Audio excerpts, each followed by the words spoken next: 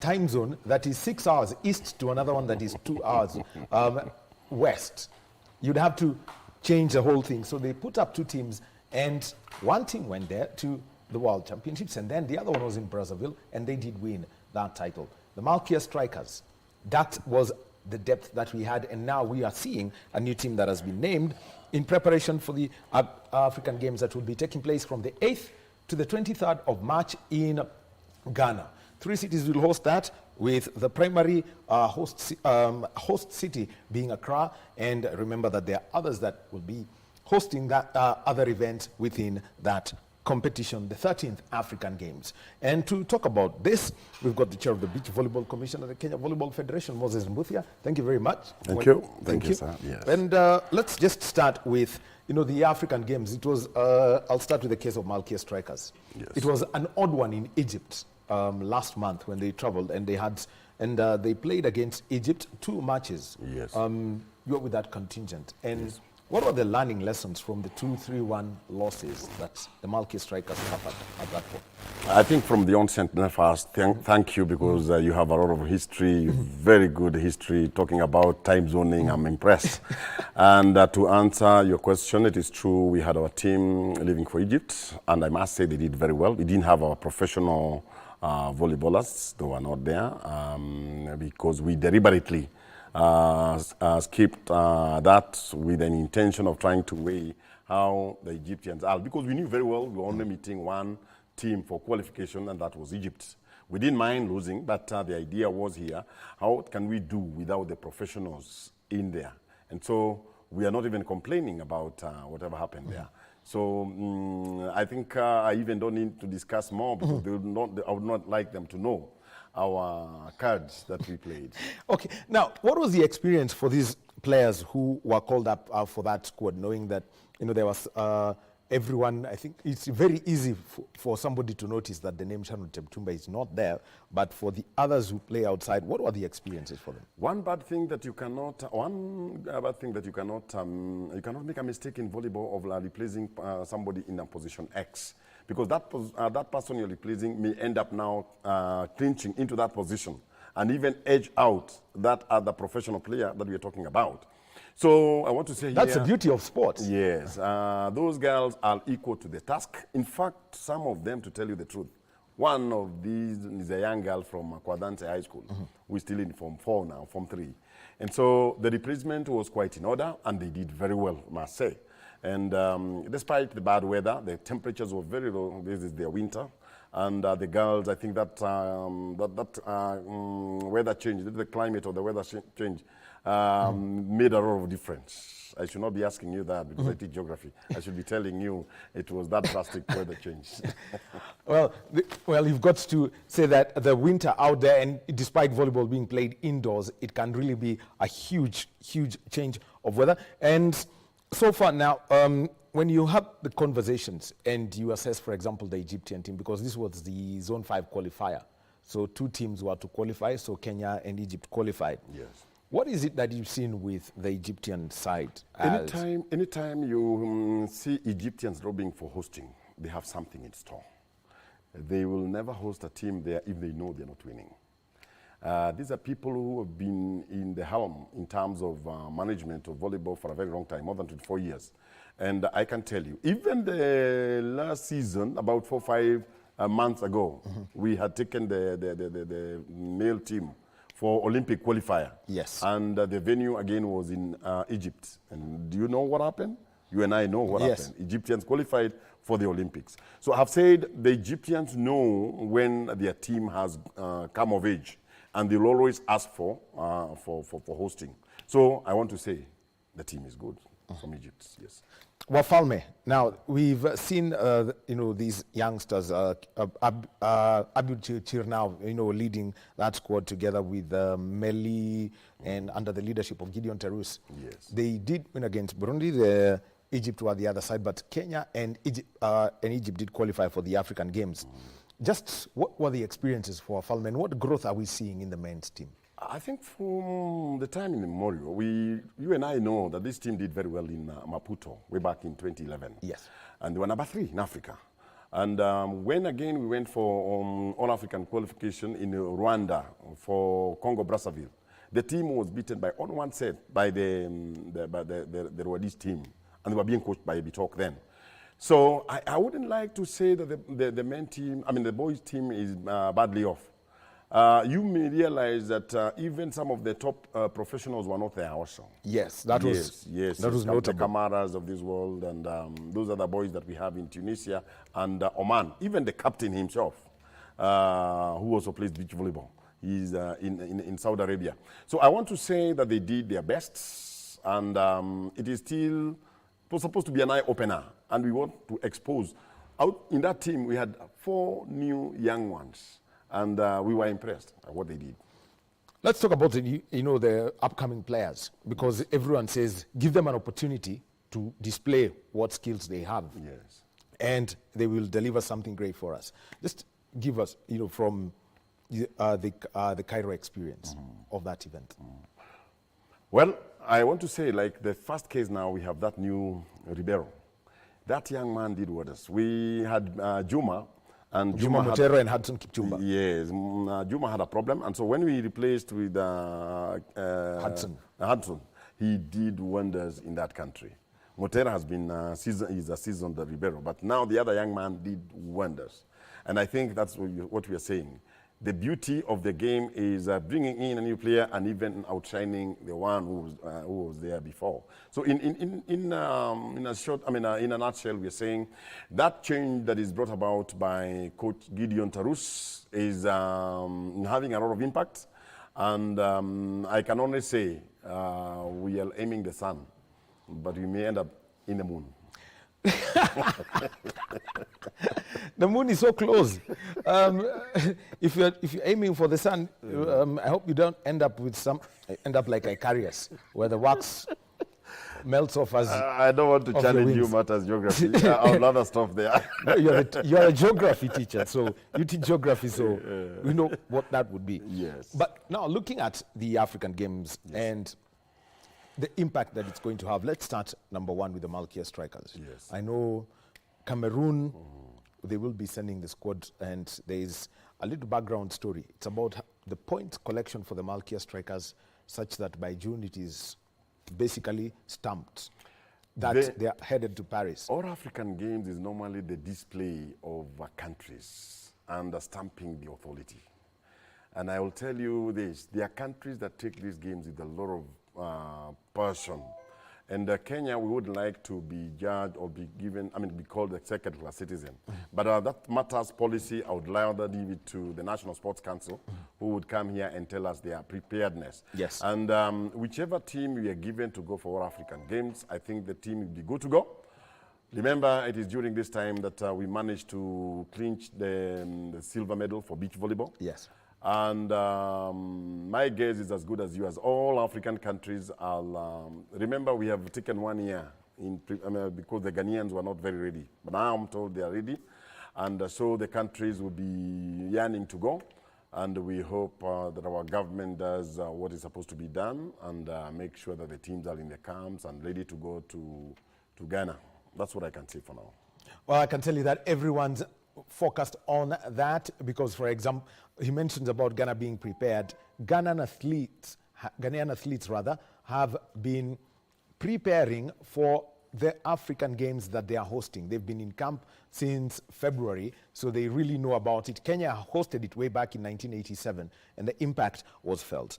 Now, let's talk about for the Malkia Strikers, because this is a team that's got a lot of focus. Their performances, Cameroon may want to do something, and prove that whatever happened in the semi-finals back in Yaoundé was probably a mistake on their side. It has happened twice in Yaoundé, where they host us, we beat them. This is the second time, and we thank God, because when you're beaten on your own soil, now it hurts more than when you're outside there. My guess is that the team manager, who is Mr. Ken Tanui, is doing a lot behind the curtains. And also our president, Mr. Charles Nyamberi, together with Madam Mududa, and all the other departments are working towards making sure that the team does well. In fact, they've just landed from Maraba. They were out there for the Deputy Governor's tournament, and Yes. they did very well. It was just a matter of preparing as we move towards All African Games in a few days' time. So, and from there, you and I know very well that they'll also be preparing for, to take, for the Olympics, which are just about the corner. So I should say here that a lot of preparation is happening behind the curtain. They may not be in the gym, they may not be in the camp, but the practice is going on. And Mr. Kentanui is working it out together with the coaches that have been given the duties to man the teams. The Monara, Bitok, Baraza, and we have now our star Wanja, who is the trainer and doing a good job behind the curtain. So that is going on, I must say. Well, everyone there was a buzz when Janet Wanja was named as part of that, having been a setup for a very long time for the national team. And when it comes to this, we've got to see the development of setters, very critical players, and we've got two, Esther Mutinda and Immaculate Nekesa. They've got to fill in some very huge shoes. That were because there is Janet, and Mutinda, as you say. there is Washo and Wanja. Those are the shoes they've got to fill. Can I tell you, some of them, they're even asking for another number of the shoe. A case in point is Mutinda. Mutinda, during the our playoffs, she did not only get the most valuable, the MVP, she also got the best setter. That tells you a lot. That apart from setting as the main piston, because it was the main piston of the engine of the Kenya Commercial Bank, she also went out of her way to make sure that there was no ball that was falling on the court. And that's why she managed the position of a most valuable player. And I must salute that girl because she did it very well. I do not want to give the history, but because I personally called her and asked her, what motivated you? And she told me, one, somebody told me that I do not fit to be a good setter. That person was in this field. And I had to prove to him that I'm the best in the country. And what I did, after the match, I went to the other side and told him, yes, I'm the best. I wish you were there to see that kind of picture that Mutinda did display after getting the MVP and the best setter. I want to say that the shoes now, whoever designs this one should think of number 14 or number 15, so to say, for those players. Well, that's a huge, huge shoe size if you're to talk about it. Now, other players who are rising, yes. And one who's has a very critical role, Pamela Adhiambo, opposite hitter for the Malkia Strikers. Masai Sai. No, yes. Pamela Adhiambo, continue. And also we've got Masi Minza and Loisimi who've come in. And, you know, it's the one conversation I would like to avoid, but I simply can't avoid it. It's, you know, having to come and, come in for Sharon Chepchumba, who's, recovering from the injury that she suffered. I think the Cameroonians must be very happy about whatever is happening, but you never wish somebody be bad. Chepchumba, I must say, she's the engine of the team. I do not want to underrate Veronica Adhiambo, who is also a professional player. But I can tell you, Chepchumba makes a lot of difference, a big one. And the others also, they aid the team in their own way. I have spotted the captain herself, that is Moim. And Moim is slowly now giving the baton to the young ones. You can see her encourage them. And you can even ask the coach, I want to be out and see so-and-so how she is doing. And that's leadership. So I want to say that combination of all those girls, the Pameras, the Masai Sai, and we must say here, we are poorly about Masai Sai losing the mother. That happened a week ago. We're saying Paul Sana. She has gone through that, and we also hope that we get a counselor to counsel the young girl before she prepares for All African Games. In a nutshell, I want to say that those girls with the coach that we have, the Monara coach, and the coaches that I've mentioned, and the motivation of Waja being put into being brought in the team, will make a lot of difference during the preparation for both All African Games and Olympic qualifier. Well, the Malkia Strikers, we've got the vice president of the KVF, Paul Bitok. He's also, does a lot of technical things for the national teams that are there. And So the technical bench named for the Malkia strikers, Jafet Munala is the head coach, assisted by Jost Baraz and Janet Wanja as the trainer. Sarah Karongo is the physiotherapist. Kenneth Tonu is the team manager. Yeah, Paul Bitok is the technical director. So the full squad that was named to the Malkia strikers, Masi Iminza, Lois Simiu and Pamela Diambo are the opposite hitters. Agrippina Kundu, Lindsay Geruto and Delphine Misiko are the liberos. I'll be coming back to the case of the libero, because this is a player who plays, basically if you're looking at the screen, the one in white dresses different from the others and they can't move to the front court. Yes. So the setters, Esther Mutinda and Immaculate Nekesa. Middle blockers, Edith Wisa, although you'll see the name Edith Mukuvelani. You've got Belinda Barasa, Triza Tuka and Lorraine Tebet. The outside hitters, Mosi Moim, Meldina Sande, Jemima Siangu, Juliana Namutira, Leonida Kasaya, and Sarah Namisi. So that's a provisional squad for the African Games that was named by the Kenya Volleyball Federation. The role of the libero in the modern game. Yes. And Agrippina has been there, and she's been the mainstay for the Malkia strikers as libero. But what are the challenges that Lindsay Geruto and Delphine Misiko are bringing? I'll start with the libero. Agrippina has been a product of volleyball from Marava Girls. She did very well during her school days. In fact, she made her team win for the first time, and people came to know about Marava Girls from the forest, near the Kakamega forest, two sides. I remember going there to support them when they were still young. And she was also a very good center player, but I think the coaches sat down and said, let's train her as a libero. She's very flexible, down to earth, and she can be able to receive the ball from any quarter. The Brazilians noted that, and they insisted, let's have her as the libero. So it's one girl that I respect. I've seen her grow because they were together with Leonida Kasaya. And the only disadvantage about Kasaya is the height. But that is God. You cannot question the God gift.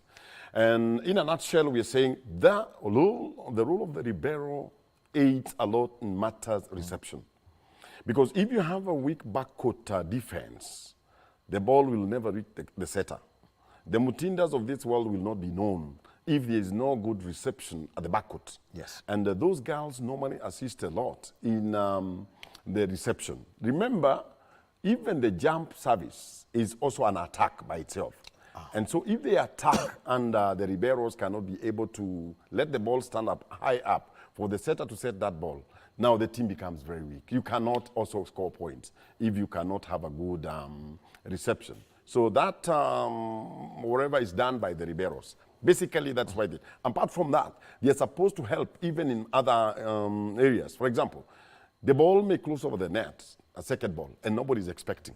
So they must have a very good reflex action, and they should be able to go down and be able to throw that ball to the setter for it to be executed by the spiker. So that's their role generally, and they are very important to any team. Any coach will sit down, plan properly before he comes up with the libero. You and I know, even when we went for the not Atlanta, but Athens Olympics. 2000. We had a very good libero. The name is skipping, but she's from Kenya Pipeline. And she did help the team a lot. Right now, she's one of the assistant manager of Kenya Pipeline. I'll give you the name as the time goes by. Yes. So overall, the preparations, the African Games is a priority.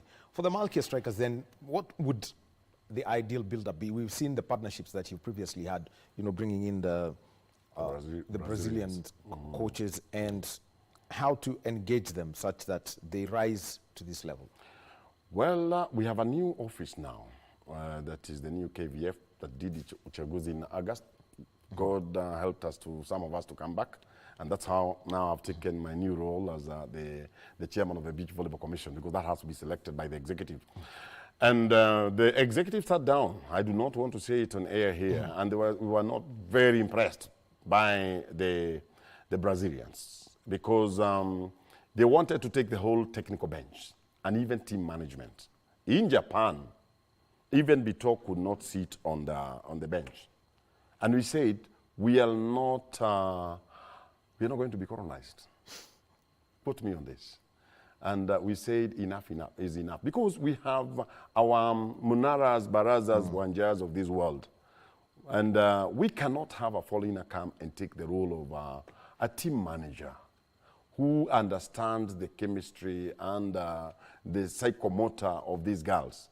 I am not in any way trying to announce here that we are doing away with the Brazilians, but I think they say where there is smoke, there is fire. I think it is in the whole thing. I stop there. Okay. Well, let's now talk about beach volleyball, because this is where you're the commission chair. Yes. The teams that have been selected, 2 teams basically have been selected for this. The men's team, Elfas Makuto, Jairus Kipkosgei. We've got Donald Mchete and Edward Kibet with Ibrahim Uduar as the head coaches. Give us a whole story about this. We managed to host one of the beach qualifier in Mombasa at Paradise Prideen in Mombasa, one of its own kind, because this is after 15 years. And I want to thank the management of Prideen, the Kenya Volleyball Federation executive, and the Coast Branch, because we all sat together and came up with one of the best venue. That venue, I think guys were calling us from Ghana. They were telling us whether we can export that kind of beach to Ghana. They want the white sands of yes. They want the white sands of Shanzu. Yes, that you're talking about that, yes. But our sand, the particles are slightly smoother than those ones of the West African coast. I do not know whether the Atlantic Ocean is not strong enough like the Indian Ocean. But that's story for another day. So we hosted a very successful tournament for qualification for both All African Games and Olympic qualifier. All the teams and the points. And that's why we came up with that selection. You may be missing a name like Black City Zagara, who is now in the management. She had an injury and she did very well in Japan, remember? Yes. But she may not be able to be paired with Kaundenche Makoha purely because of that injury. That's why her name is missing there. The other selection that has been done by our top coaches, Owino, Moringe, and Sari, and they came up with that list. One interesting thing about a young man there called Kibet. Kibet plays for Kenya Defense Forces. He came out, he surprised everyone because he's an all-rounder. He was able to move faster than any other person, I must say. And he was identified and came out very well, and that's why we have that team. We may have been beaten by Egyptians. Yes. But the truth of the matter is we were satisfied with the results because they had not trained as a unit for a long time. And again, we had only gone there for 1 week preparation before the championship. So I want to thank at this point in time the whole management of Prideen, starting with Madam Maureen and going down to all the stakeholders of Paradise Prideen for whatever they did. They did not in any way ask for any coin on the ground. And we had requested from Vanga up to Malindi hotels to host us. They all refused. But the Paradise Prideen came in on board and gave us the ground, and we were very happy about hosting there. In fact, the Egyptians said, they are even were saying that though they have a double coastline, the Mediterranean Sea and the Red Sea, the one at Paradise Inn was better than some of those beaches that we have in the north. And that is why we've got, some of the hugest, tourist attractions that come our way at any one point. Well, let's talk about this because for the women, it was for that 5-day tournament in Mombasa. Let's talk about the men and knowing that they are qualifiers for first of all, for the African Games. Yes. Lessons learned that, Coach Odor will have to handle. And also about the pairings because this is, actually, let me just, before, about the lessons learned, it's about the pairings because beach volleyball is an odd sport. Yes, it is an odd one. If we are supposed to be paired, then one of us gets injured. That's it. The end of the game is there. That's the end of the game. So how are you doing these pairings? There's Makuto, Kipkosgei, Mchete, and Kibet. These coaches normally sit, weigh, look at so many things that I may not be able to mention all of them here. And for them to arrive, that is Kibet plus X, Makuto, Y. There are reasons for that because they look at the movement of these athletes. And the beach volleyball, unlike the conventional volleyball, requires a lot of concentration, agility, And also, you must have trained properly because the ground is not as smooth as the ground that we have in Kasarani, that is the gymnasium there. The movement is limited by the sand. Just like you and I know that movement of a vehicle, sometimes the friction is caused by the nature of the ground. The nature of the ground for beach volleyball requires a lot of energy because you are derailed by the sand. And so the coaches sat down, came up with that. But they may change depending on the training that they'll have. They can even, again, alternate. Yes. But the bottom line is this athlete been able to accrue some points on the homologation because you may as well play and then even win the final game and not be able to go for Olympics because you have not accrued the points in the number of beach tour that you have held. So there are a lot of dynamics that Coach Oduoye and Moringe and Asari will look at before they come up with the final. With the final, I'm saying, yes. Squad. The final pairing. Yes, the final pairing. I like that. The final pairing. The final pairings. So let's take a look at Gaudensha Makoha, played with Braxidi Zagala, and that is in beach volleyball. Yes. And you've got Charlene Sembem, Naomi To, and Yvonne Wavinya. Yes. So who would be the ideal, the primary pair here when looking at Olympic qualification event? We are missing some names there like Kasaya, and she also got an injury because this is the pair we had in Morocco where Wavinya and Kasaya made the final. They broke the camel's back and gave us the ticket to go to Japan. But now, because of those changes, the coaches have to come in very fast, compare these people. We have that seasoned mchezaji, she's normally referred to as the superstar. That is Gaudensha Makoha. She loves this game with a lot of passion. And sometimes you also ask them, are you comfortable with person X, Y, Z? Because beach volleyball is about the pair, as you've said. If you do not pair with them well, then you're done. And if there is no that harmony, like if you look at the Brazilians, when they do their pairing, they have to look at so many things. I looked at these girls play in Italy, in Rome, Italy, and I realized that they had that bond. At one point, they were beating Canada. And I can tell you, coaches do a lot of research before coming up with the final squad. Yes. All right. All right.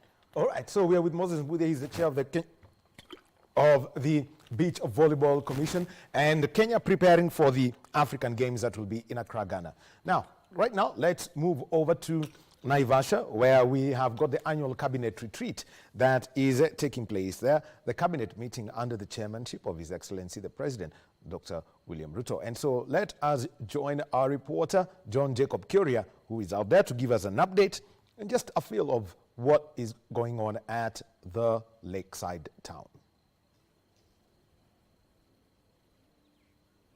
Good morning, Daniel Wahome. We're coming to you live from the Lake Naivasha Resort, where the executive retreat has just kicked off. About 10 minutes ago, President William Ruto set the pace for what is going to get this conversation. It's a joint retreat that brings together members of parliament from the Kenya Kwanza side of parliament, as well as cabinet secretaries and principal secretaries. And the conversation really focuses on the achievements of the administration in the last 1 year, and what the president really has enumerated was particularly on the affordable housing project and the social health insurance fund, because these are some of the two key projects that the president is really keen on implementing. And of course, despite the difficulties, of course, experienced by government through legal challenges, the president says that the government remains very keen on ensuring that these two projects are implemented as is or as planned. Right now, there's a break, of course, as they plan to retreat back to the hall for more engagements, that is between the president, the members of parliament, drawn from the National Assembly and Senate, as well as members of the executive, that is the cabinet secretaries, as well as the principal secretaries. But the pace has already been set. And of course, one of the things that have emerged this morning is the slow take-up of opportunities available abroad, particularly for Kenyans. Because you will remember, about 3 months ago, there was an announcement of about 2,500 opportunities for nurses in Saudi Arabia. And of course, the report by the ministry is that only 500 people have availed themselves for the opportunity or have taken up the opportunities. And of course, it came as a surprise to some members of parliament who say they have not heard of such opportunities. And the president is saying, I have told you before, I have said in every meeting that I have gone to, these opportunities are available, only the Kenyans are not taking them up. And that means then for those opportunities available in Saudi Arabia for nurses, 2,500 of them, there are still another 2,000 opportunities that have not been taken up because only 500 have been taken. For the next 3 days, we'll be camping here at the Lake Naivasha Resort for this, conversations around the agenda that the president is setting. Affordable housing and the social health insurance fund being top of the agenda. But of course, you also remember that there are other bills that are in parliament. Some of them have already been transmitted to the delegated legislation committee, others to the legal affairs committee. And all of them are supposed to look at the legal framework that will give government or will allow government, room to implement some of its key pre-election pledges. And of course, their vow to Kenyans before taking power. But there's a full house, members of parliament represented, of course, and not the usual way you see, where you see the majority side probably being represented by the leadership of key committee positions. But what you're seeing here is that all members of parliament from Kenya Kwanza, be it from Senate or the National Assembly, are here, as well as the cabinet secretaries and the principal secretaries, as well as the prime cabinet secretary, of course, and the deputy president, who are a key cog in the executive. And the idea here is to look forward, what the achievements have been for this administration the last 1 year, and what the future looks like moving forward. And we'll be engaging, of course, other members of parliament once you're able to get them, and cabinet secretaries and principal secretaries, talk to them and get to understand how they feel about their performance this last 1 year. But of course, we'll hand it back to you now, Wahome, to continue with the rest of the programming. We'll come back to you later. Thank you very much, John Jacob Kiria, who is at the Lake Naivasha Resort. That is where the cabinet is holding their retreat, and they are going to be deliberating about what has been achieved over the past 1 year and all the policies that have got to be put in place before the end of this financial year. And also remember that with the budgetary process now in place, then we also have got to consider the medium-term plans that have got to be there. And remember, key aspects of it: number one, there is the affordable housing project that is very critical, and even with a new bill that has been presented to Parliament, they expect the leadership of Parliament had indicated that they want to have that go through the House this week. And also remember, changes in social health insurance, changes in how the public health system is going to work. And remember also the opportunities that have been offered in terms of jobs for the country. So the president chairing that retreat over the next 3 days, and John Jacob Kiria is going to be a reporter and appraising us on that. Well, we continue with our conversation on Sports Check. Remember that also our sign language interpreter, Anne Wangeshi, within these hour. And we are with Moses Mbudia, who's the chair of the Beach Volleyball Commission. And talking about preparations for the African Games, and also it's a build-up to the Olympic Games. So you were speaking about, the importance of the pairings and what it means. But let's now talk about, the African Games and what they hold before you get to the continental qualifiers for the Paris Games. Yes, unfortunately, the All-African Games do not give you points in terms of, beach volleyball. But it also helps you to to get that exposure. It is up to us now to lobby as a country and make sure that we have the beach volleyball be homologated by the African Games. This should be done by the continental body, and that would help us a lot. So the other bit is countries are, they have been told to bid. And we have a certain amount of money that is normally set aside for a country to host. And I think some countries are interested, like Mozambique, very nice beaches. Egypt, they are looking towards that. We just hosted the other day, if the cabinet secretary and the PS agree to our whatever, we can as well host. We are good to go. And the idea is mcheza nyumbani hufanya ni utuzwa. Utuzwa, Yeah, na hutunzwa. That is I will learn every day. So in this context, we might have either Egyptians, Namibia, South Africa, Mozambique, or Egypt hosting, but we are looking forward. The window is between now and June, because we must have completed this by the month of June. We did it in Morocco the other time, where our team qualified for Olympics. So that's the continental pathway, because that is the one that they've got, given the rankings that they have already. About 17 nations have got rankings, and they can send various delegations. Now, let's talk about something else that's coming up, because you're a teacher and you're involved with the Kenya Secondary School Sports Association. Yes. Just give us an outlook of the Term 1 games that will be starting soon. We had a meeting on 16th of this month in Jogo House, where we had all the secretaries, chairmen, and treasurers of all the regions in this country. And we were making policies for what is ahead of us. One, we have a cross-country, you and I know, that is in the docket of the Secretary General and our patron, Mr. Duare. So we have an international assignment that are ahead of us. But first, for us to achieve those international assignments, we must be able to go to the grassroots and marshal the activities from the sub-county level. There are about 193 sub-counties in this country. And so the games are now starting from the grassroots. I don't know, there are 193 or 293. Yeah, basically, every constituency is a sub-county. Yes, exactly. So from there now, they pick up, go to the county. Nairobi is unique because it is a county-cum region.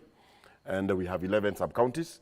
And as we are talking, all the secretaries in the 11 sub-counties, and these are Starehe, Dagoretti, Embakazi, Rangata, Njiro, Starehe, then we have Kibra, all of them combined. They are busy working on their activities now.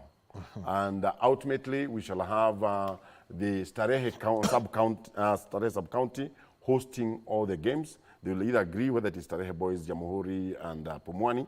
In that is where we shall have the activities. The activities are athletics, we have hockey, we have basketball, we have 3-on-3, we have rugby, we have all those activities that we have in first term. They will all be kicking off, and the teachers and the students are good to go. They're saying, I think they have also been, they were a bit idle in December. Remember, it was about 2 months. And so when they opened, we have had a number of a school championship, not Starehe, but Alliance. We had Lenana School, Highway, they had their own championship, name it. So the activity has been going on, but now we need to start filtering the teams. And then we have the 11 teams meeting at Starehe. Then from there, we shall have the final list. From there, we shall be hosted in Machakos. Machakos will be, Eastern Province will be hosting the country in Machakos. And then thereafter, we have got to Term 2, and then we shall be hosted by Uganda, East African Games, in one of the towns on the eastern side of Uganda, where we have the people I don't want to name here, called the Abagisu. You and I know what they are known for. That's where we shall be. Yeah, they are in known Maraba. for great drumming and culture. They are an extension of the Bukusu people of Kenya. Yes, and something else that I don't want to say over the TV. Apana, you are right. Apana, that is against the spirit of the East African community. I stop there. Yeah. I'm happy that you know. Yeah, but there's something else I want to bring. Yes, the CBC curriculum brings in a new challenge. Yes. And we're already seeing that we've got junior secondary school. Yes. What's this? What's this bringing? We had on Saturday, on Thursday, Wednesday, Friday, we called all the teachers in junior secondary, the senior secondary. We had a clinic of 300 teachers in Jamhuri High School. That was closed by the, that was closed down by the regional director herself. And we were trying to integrate the two parties. And fortunately, we had national body coming. And one of the things that we have that is affecting us is what you keep telling me, the issue of cheating. Is it cheating or cheating? I don't know. I mean, so we have now an an integrated new system where we shall register student, the computer. It will be a matter of a button. If somebody tells you that he is in school X, Does the system say so? Does the photograph appear there? And this way we shall be able now to do a lot of cleaning. And this is just but the beginning. Even the Talanta Hela now, they'll be getting a proper feeding going by this. I want to thank the Secretary General of Kenya Secondary School Sports Association, Mr. Ngugi and his team, together with our very able director, who is our patron, Mr. Ndware. And I also realize now we are bringing in chess as one of the games that we shall be, but that will be a story for another day. All right.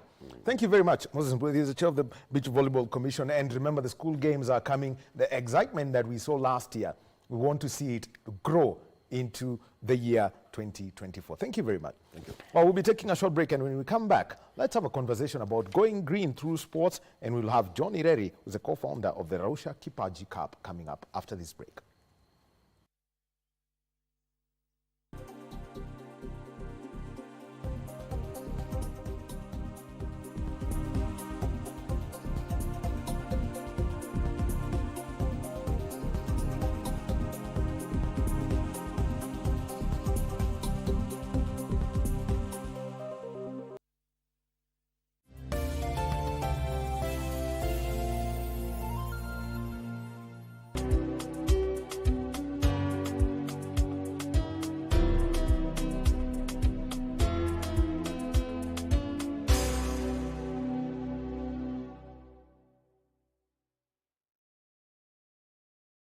Ili kupata uzembe kama sikiza tune yako, bonyeza *812 *498#. Hakuna baraka yoyote katika uzembe. Uzembe huleta umasikini, upweke na sikia. Umepewa mikono na akili. Ondoka, nenda katafute, kafanye kazi. Na usione kidogo ukakidharau. Kupata uzembe kama sikiza tune, bonyeza *812 *498#.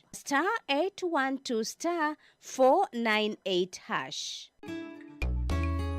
Nilikuwa naonelea next week unipatie wapo nikalime kidogo. Alikuwa hiyo kitabu tafadhali utoke uende pole pole. Tumekaa tukaona sisi hatutaki mchezo. Mambo ya kufanya kazi mchana ilipitwa na wakati. Unafanya nini? Hii mama kaya hii vitu gani hiyo wanafanyia watu? Mimi ni the new general chief, general organizer, assistant manager. We. Kwa nini unachukua simu yangu naweka kwa moto matope bwana? Nisipochunga akili yangu sasa nani ataweza kumanage? Akili yangu itayeyukwa na ninajua. Music lovers made way to the Ngong Racecourse, where the Gordon's Fanfare and Coupled Edition was happening. Prisma was the only artist of the night, and backed by the talented jukebox, he made sure that wasn't the case as he brought out Ben Soul, A Roche and Mutoria.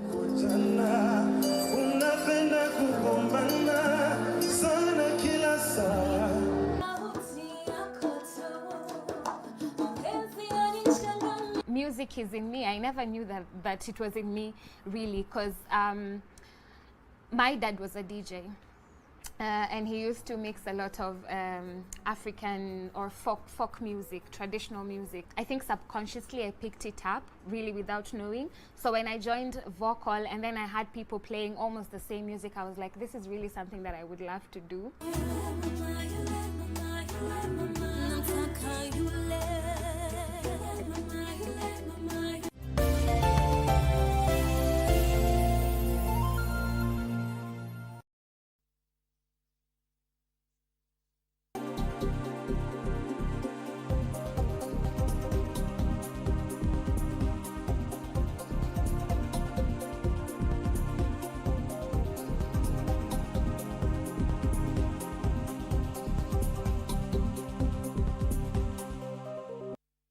And welcome back to Sports Check on this Monday morning. It is the 19th day of February 2024. And it is the day when the cabinet is holding its retreat, and it's the cabinet secretaries, the principal secretaries, and also the senior leadership of from Parliament, from the majority party under the chairmanship of His Excellency the President, Dr. William Ruto. So that is one of the stories that we are that we shall be keeping tabs on, and the communication that is going to come in from there.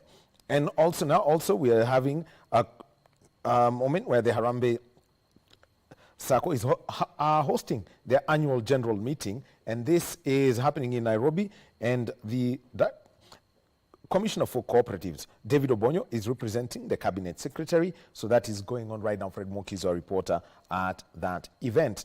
So some of those events now that we are basically taking a look at as far as the news cycle is concerned, and all those other developing stories that our team has got. Right now, we continue with our conversation, and we are talking about grassroots football and a big conversation that's all over the world, going green. And so today, let's have a conversation about going green through sports. And we are with John Ireri, who is the co-founder of the Rausha Kipaji Cup, based in Nakuru. That's where they do their competitions. So Ireri, karibu. Asante sana. And you know, let me just think of this, the whole initiative that you had, and you to have this event happening in April in Nakuru, and knowing very well that Nakuru was in yesteryears a very huge source of footballers to the national team. We can think of names like John Momo Irore. Before that, we've had Ambrose Ayoyi, and all developed by the late coach Nyongesa. What's the story of this? Choosing Nakuru, not rather than Nairobi, where everyone's focused on. Thank you, Dan. Picking or choosing Nakuru came after what you just mentioned, that Nakuru has a rich history of former footballers. That was one. And then two is we have a lot of teams, academies and schools that play football, but most of them are based in Nairobi. So we looked at a city or a town where we'll be able to host the games and be able to bring all the children together on board during their April holidays for a period of 3 days to just play football. So here's the whole story. Going back way in 2018 is when you had the first edition. What was the story that's from that tournament? It's very interesting. In 2018, when we had the first edition, we had around 20 teams registering, and we only had 3 categories. It's good to point out that Rausha Kipaji has 10 different age categories, so children from the ages of 5 all the way to 20. So in 2018, we had 6 categories, and we only had 20 teams, most of the teams coming from Nakuru. Things have changed now. This year we have 250 teams and counting from across the country. We have teams from Mombasa, and we have teams from all the way in Turkana. So from 2018, I know you held the second edition in 2021. Everyone basically blanked the year 2020, straightforward. But what were the improvements that you had in your second edition in 2021, before we even move on to now the 250 teams that you're going to be dealing with in April? Also, in our second edition in 2021, we had the numbers double, so to around 50 teams.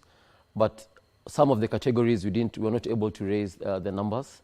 That's for the senior teams, the senior categories. That's under 17, under 15, and under 20. So it was limited to the juniors, the under 7s, 9, 11, and 13.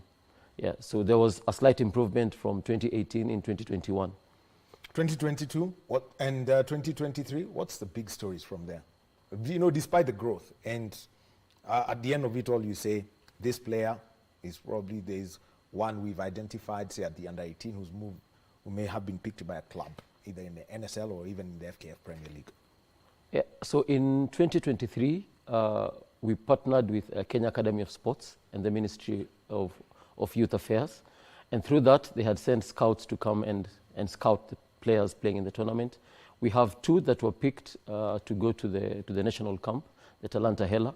And we have 1 of the players from an academy in Nairobi that was picked, and they traveled to Europe a week ago, and they were scouted in Rausha Kipaji Cup in 2023.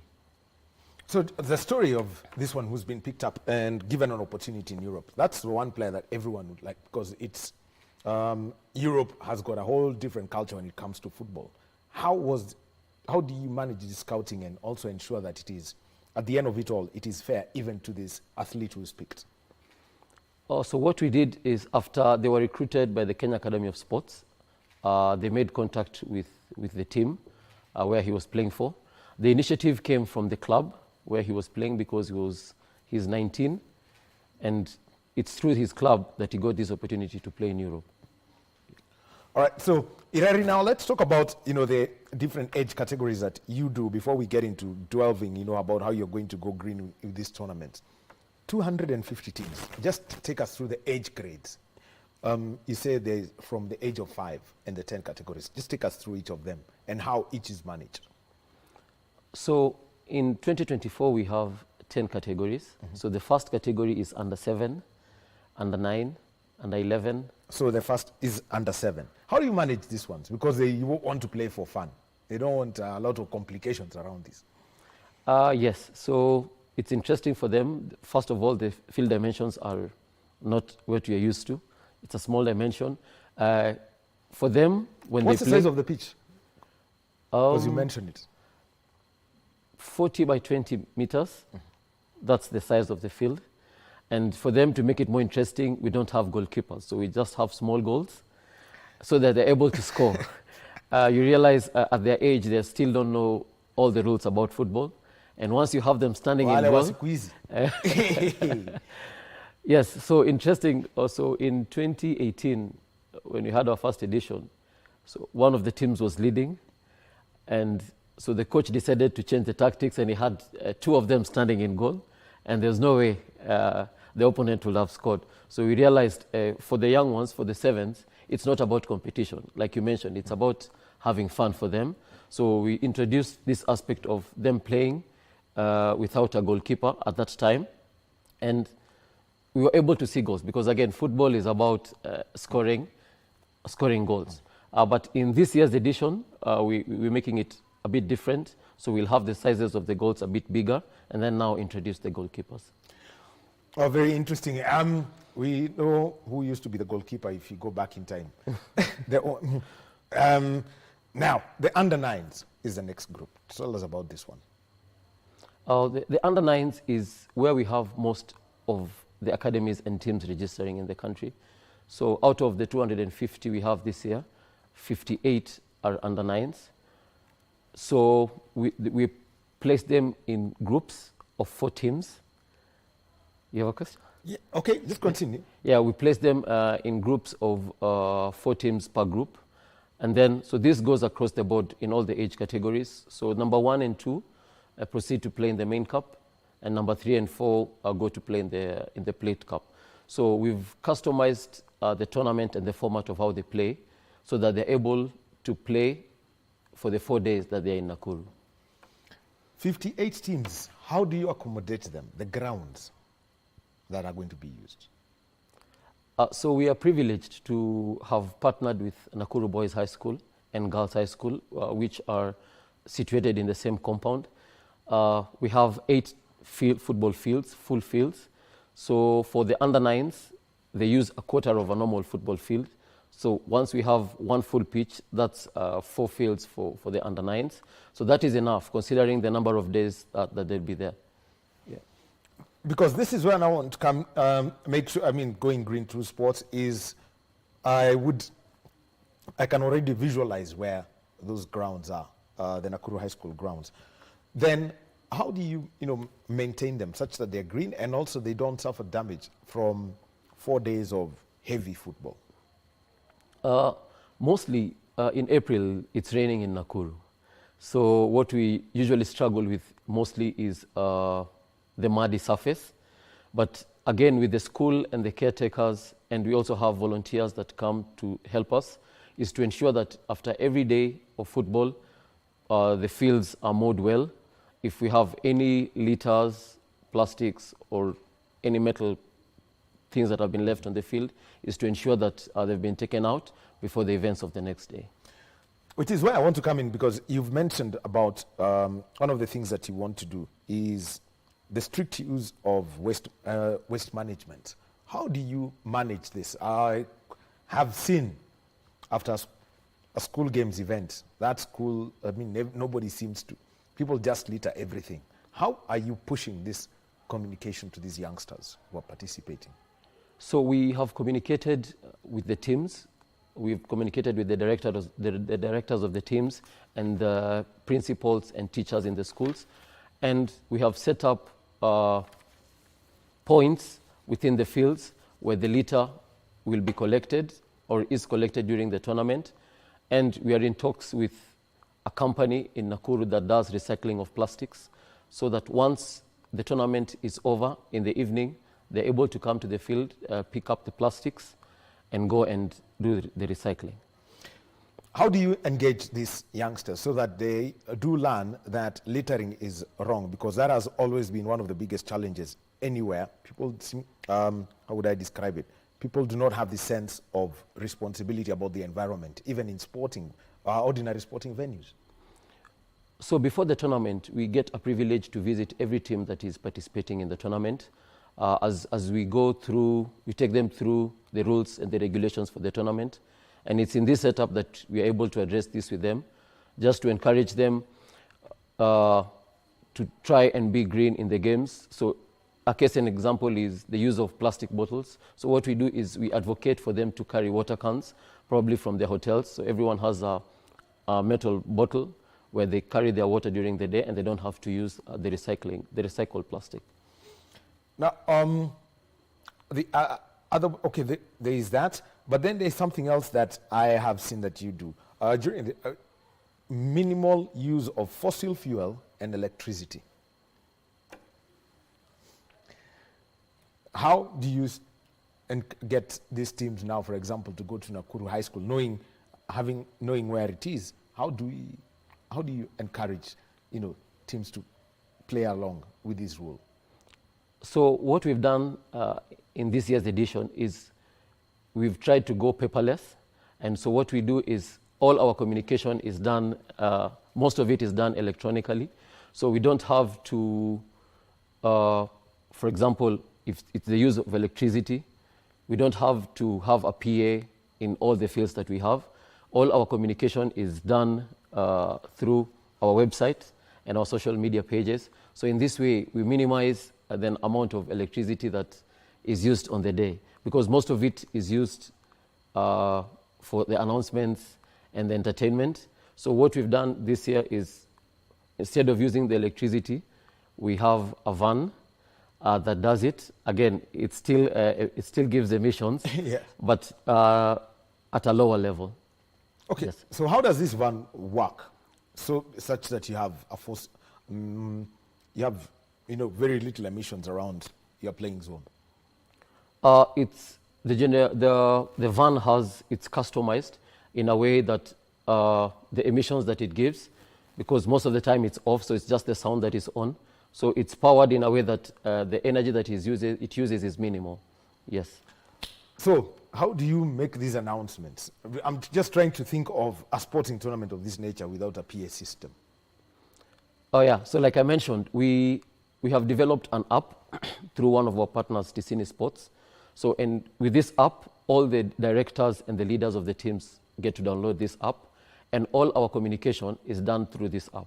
So for example, if there's a match going on for under-9s, once the results are relayed on the app, we don't have to do it on the announcement. So we just upload the results on the app, and then the teams are able to access it from there.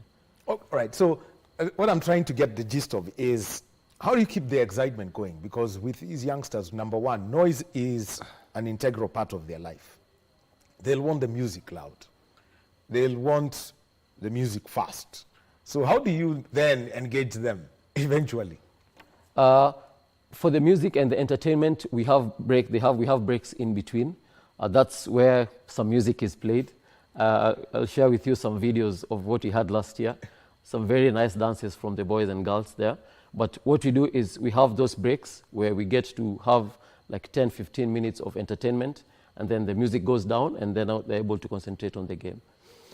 Very well. So, and then the other thing is the tree planting initiatives. We know there is one huge, we actually had a tree planting day late last year, but what is it that you want to achieve, and who are your partners when it comes to this, especially if you're going to a school, for example, Nakuru High School, and using their space? What we want to achieve is what the government of Kenya wants to achieve, to plant 15 billion trees by 2032. As we go to plant the trees in the two schools, in Nakuru Boys and Nakuru Girls, we're looking at planting fruit trees. So that the students in the school, later on in life, they'll be able to harvest the fruits from the trees that are planted. So, and for us, it's not just planting the trees, it's also the process of taking care of the trees. Because again, people plant trees, and once April is done, you wait for the next year to come back, probably the tree will not have survived. So for us, it's a continuous process where we plant and we ensure that with a partnership with the school, the trees are well taken care of in the course of the year. How many trees are you targeting? I mean, if you are going to have 250 teams, how many trees would you be looking at for that compound? So we are looking at planting 3,500 trees, a tree for every participant coming in the tournament. Rausha Kipaji Cup has an estimate of around 10,000 people during the 4 days of the tournament, but the tree planting will only be done by the children participating and their leaders. Yes, so the target is to plant 3,500 trees this year. At the end of it, and at the end of it all, how then do you want to send this message to other people? For example, you have it in Nakuru, but for the teams that go back to Kisumu, Kitale, those that go to Nairobi, those that go back to Mombasa, how do you sustain this for another 1 year before you invite them back for, say, the 6th edition of the Rausha Kipaji Cup? So we have partnered with the county government of Nakuru, and they come in handy in this because they provide the trees to be planted.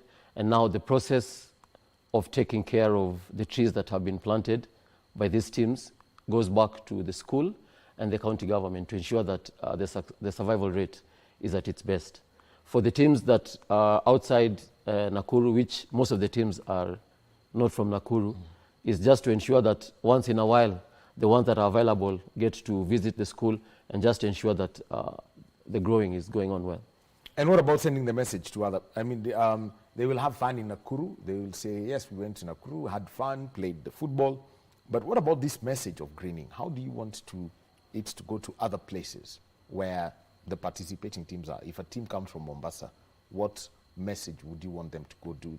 What's the communication you want them to have down there? If it is a team, say, from Makueni or even Meru, wherever. So we will be having people that will be talking to the teams when they're down in Nakuru, encouraging them and talking about the tree planting and going green in their centers, in their schools. So it is a process that begins before the tournament, during the tournament, and post the tournament. So we'll have those talks, and in all our communications that we do, we ensure that every communication that goes out has the greening aspect in it. Let's now continue with the kind of action that you have. So you've mentioned the under nines, you've got the teenagers, and how then do you work with, ensuring that the tournament is as fit for the various age groups as possibly can be? So when you look at the age categories that we have, the children are separated with a span of 2 years. So it goes with the odd years. So for the teenagers who are 17 and above. Actually 13 and above. Yes. So we're in the process of talking to ADAC, Anti-Doping Authority of Kenya. Yeah, so where they will come and set up a tent and be able to talk to the teenagers on the effects of using drugs and get to talk to them about the substance abuse and what kind of drugs have been banned by the sporting world. Yeah. Why would it's quite interesting that you do this and it is around football. What's the driving force here for you such that this value system that the Anti-Doping Agency of Kenya advocates for comes through, and what has been, previous experiences from engaging with such a body? You realize with the youth, in the current setup that we have, most of them have been recruited or are doing drugs. And we felt that the best way to have this communication done is first to educate them on the dangers. Some of them might be using over-the-counter medicine, which they don't know has been banned or they have any effects on their bodies. So first is to educate them and not to test at this stage, and just to encourage them on what the right habits are for them. And what about for their leadership? Because having seen some of the decisions made in the anti-doping world, you find that the people who are supposed to be mentors and coaches to young athletes are the ones who have been involved in leading their anti-doping rule violations. So the process is done all-inclusive, and it's not just for the participants. It's for also for the leaders of these schools and institutions and academies. So our long-term plan is to have the process ongoing so that it just doesn't start and end in Nakuru. For the teams that have the senior players, the senior categories, is to have a follow-up with them just to ensure that whatever has been taught, the information that has been given out is being followed as expected. Talking about the say 7, 9, and say up to the 11-year-olds, when they do play, how long would their matches be? For the under 10, for the under 7, they play 10 minutes of 2 halves. For the under 9, they play 15 minutes of 2 halves. And for under 11, they play for 20 minutes, 2 halves. Okay, moving on to the 13-year-olds. You get to the older ones now. Yeah, so the under 13s use a half field of the normal full-size pitch. So they play 9 aside, and they play for 30 minutes each half. So that's two halves of 30 minutes. Why 9? 2 less than a conventional football game. Good question, Dan. Previously, the under 13s have been playing 11 aside, but after the tournament, after Rausha Kipaji Cup last year, we did a survey with the teams just to give us feedback on their experience. And one of the things was being still at a developmental stage and age, the field was too big for them to be able to express themselves. So that's why we adopted... So you are using a full pitch? Yes. But the standard size, the standard recommendations by FIFA is probably a 3/4 of a normal field is what is expected to be used for under 13s. So this year we adopted to use half of a field and then now minimize so that we don't have a small field and too many in the field. But from under 15 going up, it's 11 aside. They get to play full pitch. Something I was watching, a documentary, and it's something that I would like, encourage a lot of people. Some of the Deutsche Welle documentaries that do come on KBC Channel 1 bring out some very interesting aspects. Is how do you develop these players then by having them play in a smaller space such that their decision-making improves as they grow over time? You realize even being less with 2 players, they still get to play with the normal setup of a football game. In this regard, I mean the positioning. So you will have a normal setup of how a full team will play with a goalkeeper and defense and midfielders and forwards. So it's at this stage, at the age of 13, is an introduction of them playing football, but now with the right positions and with the right set of skills to play in that particular setup. The 15 to 17-year-olds, I mean, this is a rapid growth age for a lot of people. How do you then manage these groups and the number of teams expected at that at the Rausha Kipaji Cup 2024? So for the under 15s and 17s, we don't have very many entries. So for this year, we have around 20 teams for each age category. So managing them is not a very big, But again, at this age of 15 and 17, that's where you identify the ones that are in primary school transitioning into high school. And as you mentioned that, this year we'll be having scouts from Scandinavia who will be here for two specific things. So one of them is to identify and scout the best in the tournament to get an opportunity to get a scholarship in Europe.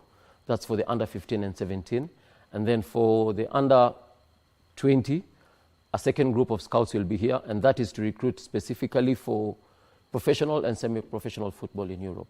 So for the 15s and 17s, it's an opportunity for them to be scouted and get opportunities in high school and in university. Now, from this Kipaji Cup, you've mentioned, from some of the success stories, of players who've been picked by the Kenya Academy of Sports and gone out there. But what are the other little success stories, outside of the sporting or individuals who've excelled? What are the other success stories that you feel have been left? Will always make this tournament happen year in, year out in Nakuru? One of the successes that is the highlight for us is the continual number of teams that continue to come in. In 2018, we only had teams from Nairobi and Nakuru. This year, we have teams coming from East Africa, so we have teams coming from Uganda and Tanzania. So for us, that is a success story. Outside now, just playing as part of the football, but having other teams coming from within the region to come and be part of it. And football is about friendship also. So apart from being competitive in the field, it gives the children an opportunity to make friends outside the playing fields, because most of them stay in the same hotels. And one of the core things that we are looking to do this year through the greening of the sports is to encourage teams to reduce the number of emissions by staying within the school premises, the ones that can, and those that cannot, try and get hotels that are closer to the venue, so they don't have to use vehicles and buses every day. They can just cross over and get to the venues. Well, quite an interesting story coming up there. The TZ story from late last year. What were the learning lessons from that? What was that? Arusha? No, there's no relationship between Rausha Kipaji Cup and the tournament in Tanzania. Yeah. But what is it that people you are involved with whenever you bring in this the cooperating within East Africa? What does it mean to you? What it means for us is it gives us an opportunity to experience what our neighbors are doing. There are things that they are doing well. There are things that they are not doing well. So for us is to pick the things that they are doing well, and whatever we have that we are doing well, try and blend in and have something that is more cohesive, something that is more impactful to the youth within our country. Well, thank you very much. For joining us this morning is John Ireri. He's the co-founder of the Rausha Kipaji Cup Nakuru over East. The dates, because we agree, Easter weekend is for KBC because of Safari Rally. So when is it that you will be having the specific dates for this Rausha Kipaji Cup 2024? So Rausha Kipaji Cup will be in April for 4 days, so 18th, 19th, 20th, and 21st. Yes. Well, 3 weeks after the Safari Rally, that falls well within our time. So we'll have to entertain you over that Easter weekend. Thank you very much, Ireri. All right. Yes. Yeah. So I would Closing like. word. Yeah. As I conclude, I would like to call upon sponsors to come and be part of this great football tournament. Rausha Kipaji Cup is the biggest football tournament that we have in the country, and we're calling upon sponsors and partners to come and support us in this worthy cause. All right. Thank you very much, and make sure they also bring you some more trees. Thank you. All right. So, John Ireri, thank you very much for being with us, speaking about sport and also going green through sports. The conversation must continue. You have got to play sport in a clean environment. So, thank you very much. Well, looks like John Rajurma, our golfer, is not joining us soon. But remember, we had the WRC Rally Sweden.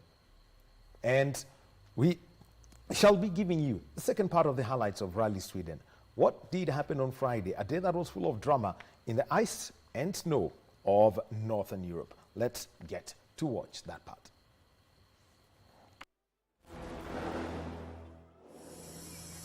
We're in the snow at Rally Sweden, where Kalle Rovanperä is the early leader on what is his first WRC outing of the season. He's the reigning world champion, of course, but surprised the rally world when he announced that he would only drive a limited number of events this year. We caught up with him pre-event to find out more about his decision.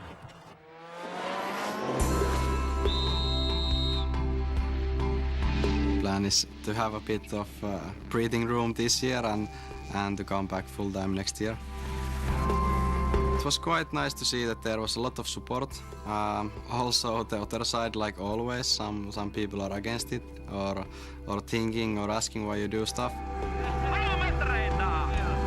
Those things doesn't really matter for me so much. Of course the support is always nice, but I think the biggest thing was that all the, let's say, people close by, friends and family, when they heard about it first time, they were, let's say, agreeing on it straight away, and that tells me quite a lot. It tells me enough that from around they can also see what it takes. They were not even so surprised when I told them about it, so that was like the main point for me, that I could see that they also understand it.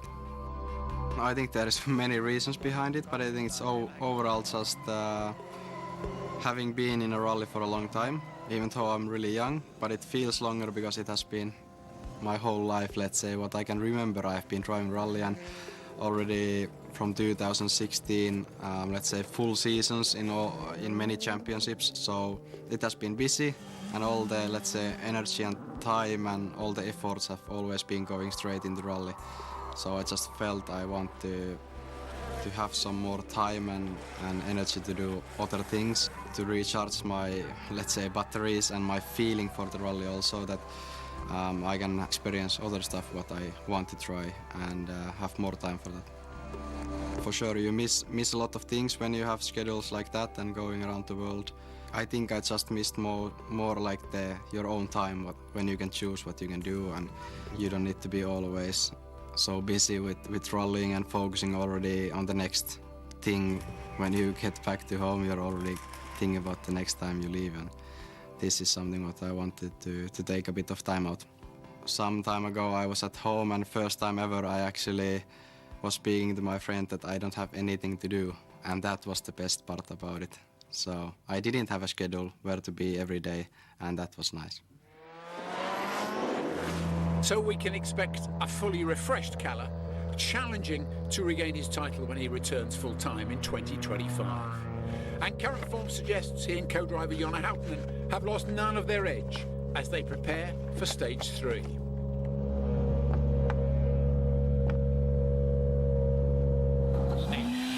It was inevitable. At high speed, early in the road order, pushing hard to stay in this fight, Elfyn Evans was risking it all. Unseen, latest 6 right. Oh, Elfyn Evans with a big spin! Now, he's in that's a 360. And straight back on it. He is a very, very lucky boy. The back of the car just stepping out there into a full 360. Scott Martin, as cool as you like, says, you're all right, you've got it. A lucky escape. But just wait,